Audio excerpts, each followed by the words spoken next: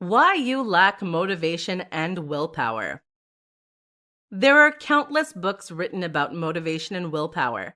Some of these are fantastic at building your drive and commitment. Others aren't so useful. But really, the question we should be asking is why these are needed in the first place. Why do so many of us struggle with poor motivation to begin with? In this presentation, we're going to break it down and get to the bottom of this problem. Life is too comfortable. The first thing to recognize is that most of us have no real need to change our circumstances. We are sheltered, we are warm, and we are fed. As long as this continues to be the case, our biological drives are going to be happy keeping things just as they are. And they won't want to risk those things, even if they can help make us happier, wealthier, and healthier in the long term. In other words, your emotions are focused on your immediate psychological needs. They are focused on keeping you healthy and comfortable. The hierarchy of needs. This can be explained by Maslow's hierarchy of needs. This is a psychological theory that looks at the specific drives that each of us experience. This is often portrayed as a pyramid with the most basic and fundamental requirements, food, water, shelter, at the bottom, and more aspirational and abstract concepts at the top, social acceptance, actualization. The items at the top of this pyramid are the things that bring us true happiness and a sense of real accomplishment. But the items at the bottom are our evolutionary imperatives. This is what our body is hardwired to seek most of all. Remember, when we were evolving, we did not have the constant access to food and shelter that we have today. Your body is always going to tell you that it needs to be warm and comfortable, rather than working hard to get things done. So how do you overcome this juxtaposition between what you need to do and what your body thinks you need to do? The answer is first to train to go against those primitive desires. We can train willpower just like we can train muscles. Get used to working out when it's cold, being productive when it's late, and taking cold showers. Then you can do anything. The other is to make sure that your basic needs are fundamentally met. If you're overtired, you won't be able to work at your very best. The neuroscience of motivation and self-discipline. If you want to stay motivated and disciplined, then there are countless videos out there that will provide you with useless platitudes and hacks. These sound great on paper, but they rarely get the job done. If they did, then no one would struggle with lack of motivation or procrastination. Instead of looking for a quick fix then, the best advice is to think deeply about the nature of your motivation and focus. What is the neuroscience behind your ability or inability to stay on task? In this presentation, we're going to explore the answers to that question. The neuroscience of focus.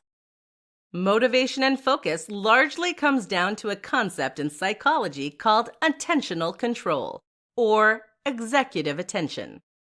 This refers to the conscious ability to redirect attention, which is handled by the executive control network in the brain. This is a network of brain regions that work together in order to help us stay focused. Specifically, the part of the network responsible for conscious control of attention is the part called the dorsal attention network. The ventral attention network, meanwhile, is the network of brain regions that react reflexively in order to redirect attention. That means responding to a loud noise or the sound of our name being called. Neurochemistry. So how does the brain know which task to switch to and when it's going to do that? The answer is neurochemistry, the production of brain chemicals that mark certain activities in the brain as important. And in this context, the most important chemical is dopamine. Dopamine is the reward hormone that is produced when we work towards something that we think will be rewarding. Dopamine is released, for instance, when we eat something tasty or play a computer game. So, what is it about computer games that causes the release of dopamine? It's actually linked with doing well, which in turn means we're learning. This is the key to motivation and focus. The brain wants to learn and keep growing. That's why we love play. Thus, doing well at something we find moderately challenging is a reward in itself. This is why it's so hard to stay fixed on a task that we find boring. This requires huge amounts of willpower to use the ventral system to stay engaged. Conversely, if you can turn what you're doing into a learning experience, then you will ensure your entire executive attention network is working in unison. 5 top motivation tips you can learn from the Navy SEALs. When it comes to the most motivated individuals in the world, Navy SEALs have to be right up there at the top. Just think about the intense discipline it must take to go through Hell Week. 5 days and nights of training with just 4 hours of sleep total. So what can the rest of us learn from these superhumans? Here are 5 amazing tips. Eat the whole elephant. This rather odd phrase refers to approaching challenges by breaking them down into small parts. Rather than trying to survive the whole 5 days of Hell Week, a SEAL will focus on surviving each short evolution. Likewise, if you have a large job to do, try to break it into manageable chunks. Breathe. Navy SEALs are taught to take control of their nervous system through a process called arousal control. One of the main aspects of this involves using breath work in order to calm the heart rate and focus the mind.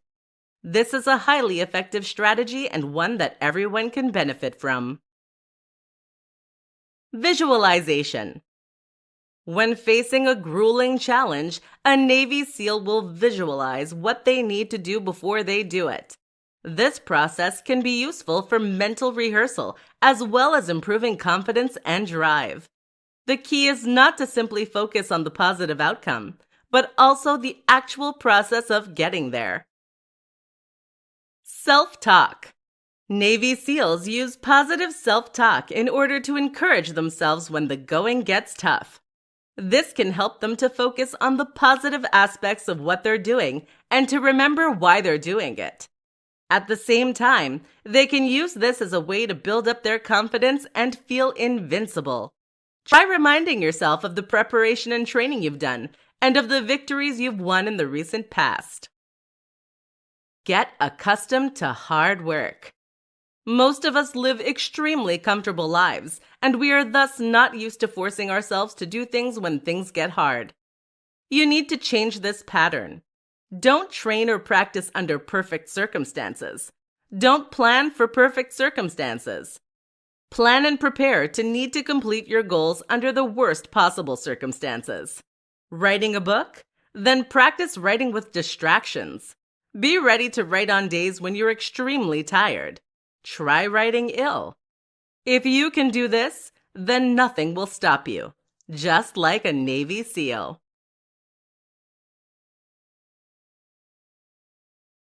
3 top ways to crush procrastination. Procrastination has prevented countless people from performing their best and achieving the most they can. Imagine how much more you could have done this year if you got back every single hour that you spent procrastinating. This is something many of us fall victim to, and it's something few people know how to overcome. Listen up then, and we'll take a look at some of the best ways to overcome procrastination. 1. Do the best task first. Tip number 1 is to work on a task that you enjoy and that isn't too daunting first. If you're about to start your working day and you have a large list of jobs to do, you may find it tricky to know which one to do the best. Starting with the easiest and most fun task actually makes a lot of sense. That's because this is the task you'll find it easiest to start. And once you've started, it becomes that much easier to carry on. 2. Leave something incomplete. That last tip might have struck you as being at odds with the most typical advice. It might even feel like cheating. If so, you may find this next one even more surprising. Try leaving a job incomplete. In other words, if you're working today, then when you get to the last job of the night, stop before you finish it completely. This goes against the typical urge to finish only when everything is done and we can tie a neat bow on it. But what this actually accomplishes is to make us feel a kind of anxiety when we begin work the next day. We hate leaving tasks unfinished, and therefore, you'll find that you feel a strong urge to leap straight into work when the day starts. It's surprisingly effective. 3. Practice. Finally, you need to practice. That means practicing staying focused and diving straight into work when you really don't want to.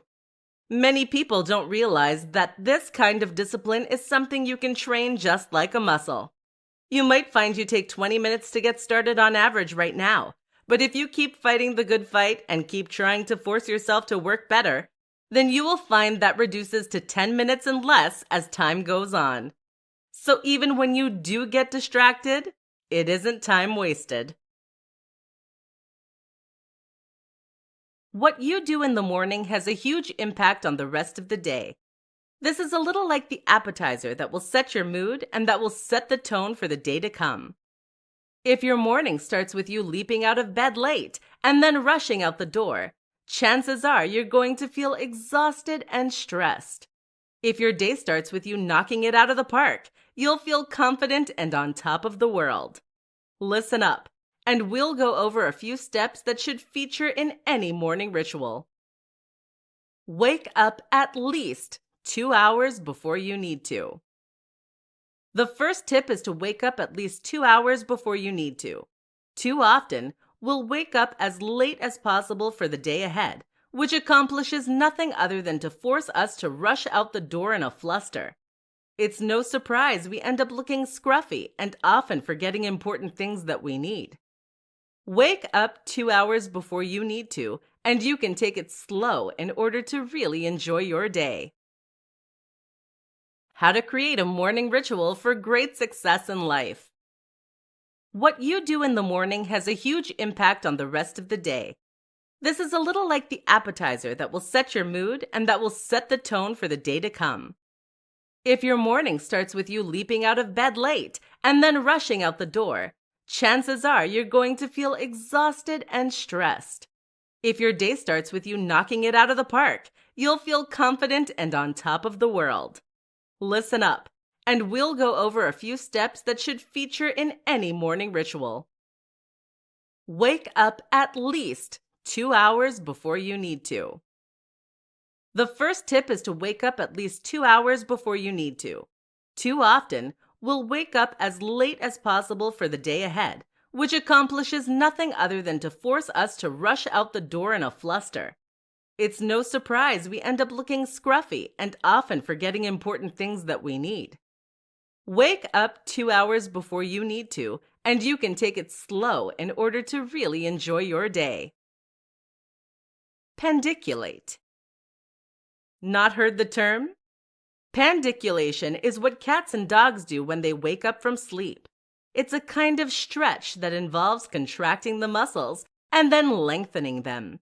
This helps to reconnect the body to the sensory motor cortex, thereby giving you back full control over your body. This is why animals don't need to stretch or warm up before going for a run, and it's highly invigorating.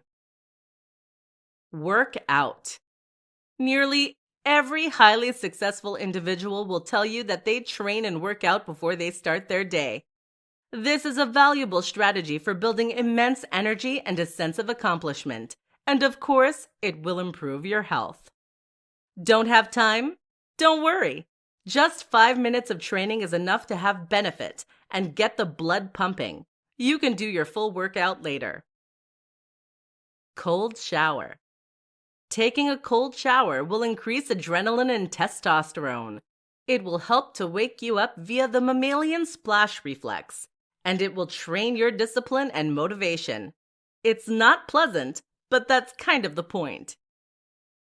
Meditate. Just as many highly successful people say they train first thing in the morning, even more of them claim to meditate. You should too. How to build long-lasting motivation. There are countless tricks you can use to increase your motivation and discipline in the short term. These strategies work like a shot in the arm to jolt you awake and help you to stop procrastinating. But while these things might be useful hacks in the moment, they don't build lasting motivation and drive. There is only one thing that does: passion. Think about someone like Arnold Schwarzenegger. He's one of the most motivated and disciplined people in the world. He used this discipline to travel to America, become the most successful bodybuilder in the world, to become the highest paid actor in the world, to build a multi-million-dollar business single-handedly, to learn English, to invest in properties, and to ultimately become governor of one of the biggest economies in the world. How? If you were to ask him, he would tell you that it all came down to having a clear vision and goal, to knowing exactly what he wanted to achieve in life. He said that every painful rep in the gym was worth it because it took him one step closer to winning Mr. Olympia. What do you feel that passionately about? Too many of us, on the other hand, will work toward goals when our hearts aren't really in them. How many people are writing books they have no interest in, or are creating businesses that they aren't passionate about? How many are working jobs they hate? How many are getting into shape because they were told to by their doctors? When you do the things you think you're meant to do, then you struggle to summon real motivation and discipline. Conversely, when you work towards something you love, when there's something so exciting that it causes you to leap out of bed in the morning, then you will do anything it takes to complete those goals. You need a life purpose and a vision. The problem is that many people don't have that, and so they end up floundering in a directionless manner. It would be easy for me to tell you right now to just get a vision, but it's really not that simple. If you really want to find a passion, then my advice is to pick any project that interests you to start with. This might not be your life's purpose, but find a goal you're interested in and work on it. This will help to give you similar focus and structure, and it will help you to further explore what really does make you come alive. Everyone should be building something. Do these 3 things for greater motivation. Struggling to summon the motivation and drive you need in order to get shit done? Finding yourself in a slump or a rut? In this presentation, we'll discuss 3 strategies you can use to gain motivation and drive and attack your goals. Make your bed every morning. This might sound strange, but making your bed every single morning without fail is something you can do to gain an instant increase in drive and motivation. How does this work? Firstly, when you make your bed, you'll make your environment tidier and cleaner. As a result, you'll find that it's that much easier to focus on the work you need to do without being distracted by your environment. At the same time, though, when you make your bed, you're forcing yourself to do something you probably don't want to do. This takes motivation and discipline. In other words, you're training your own ability to stay on task, which will in turn make it that much easier to do other things you need to do in the future. Create a motivation montage. All of us have scenes from movies, songs, quotes, and images that inspire us. These are things that somehow speak to us on a level that has a big impact on our emotions. What I'm going to suggest then is that you take these things and then edit them into an inspiring montage. Now, whenever you're feeling low on energy or motivation, whenever you're struggling to force yourself to do what needs to be done, You can refer to this compilation you've made and feel an immense sense of drive and motivation. Try yogic sleep. This is one that you likely won't have heard of, but it can be an immensely valuable tool in your arsenal. Essentially, we need to sleep in order to access our full motivation. Discipline and motivation take energy, and without sleep, you can't tap into that. If you're lacking sleep, then making yourself do important things will feel much harder. That's where yogic sleep comes in. This is a form of meditation that advocates claims can provide the same benefit as 2 hours of deep sleep in just 30 minutes.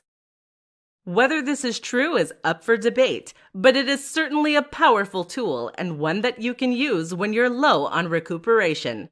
Give it a try and see what happens. How to power through sticking points in tasks. There is a point in any task, any goal, and any challenge where things suddenly get harder. Runners call this the wall.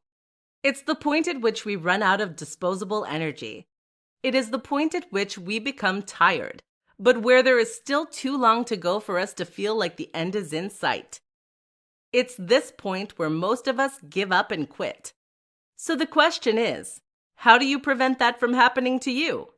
How do you power through those sticking points? Here are some of the best strategies you can employ today. Break it down. One of the biggest mistakes people make when working toward a large goal is to focus too much on the endpoint. That is to say that they focus on where they want to be in a year's time from now. While this might be inspiring, it is ultimately too distant and far off to have much of an immediate emotional impact. What you therefore need to do instead is to focus on the short term. Focus on the smallest next step you need to do, and don't worry about the end goal. Focus on the fact that you have 16 miles still to run during a marathon and you'll feel defeated. Focus on completing just the next mile, and you'll feel a lot better. Try non-reactivity. Navy SEALs use something called non-reactivity in order to power through moments of intense challenge. Likewise, distance swimmers refer to something known as a swim coma. Both these terms describe the same thing, the moment when you zone out and stop thinking about the nature of the challenge or your situation. Instead, you are now focused purely on the here and now. You aren't engaging, just silently executing the plan. This is tough to cultivate, but if you practice meditation, you may find you're able to reach this near meditative state more easily. Make it engaging. Another reason we often give up on tasks is that they become boring. This happens for many of us during work. The solution? Make it interesting. This is particularly useful for writers. Writer's block often comes from the fact that what you are writing is boring to you. If you can make it interesting, that will change. How to keep motivated when you're in a slump. Anyone can be productive and motivated when things are going well. When you're having a great day and you feel inspired, it can be very easy to set yourself down to work or to get outside and do a workout. The real challenge, then, is to remain productive when you don't feel good. How do you perform when you feel tired and miserable, or when your motivation has left you? In this presentation, we'll discuss how to get your mojo back on those days and kick ass anyway. Prime yourself. When you feel in a slump, you might wonder what it is that's going wrong. Why can't you summon the motivation and energy to train anyway? The answer is that you have loss of inspiration. Inspiration is the instigator of motivation, and without inspiration, it is very hard indeed to feel motivated and driven. So what's the solution? One fantastic thing you can do is to try and win back a little motivation by priming your mood. Priming means that you're doing whatever you can to try and set yourself in the right state of mind, thus making the challenge that much easier.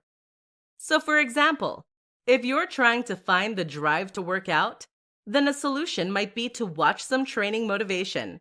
How about the training montage from Rocky? Likewise, if you're trying to set yourself down for a day of work on a project, how about taking a look at an example of a project that you really admire? A perfect example of the kind of thing you want to achieve.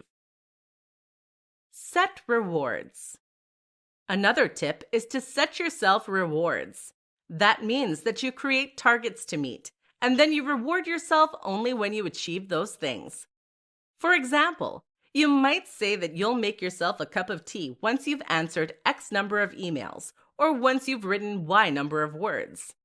This is instead of giving yourself the reward first, which just ends up taking time and setting you back. By using those things as rewards, you create a goal to work toward. Often, you'll end up putting off the reward for longer once you've begun being productive.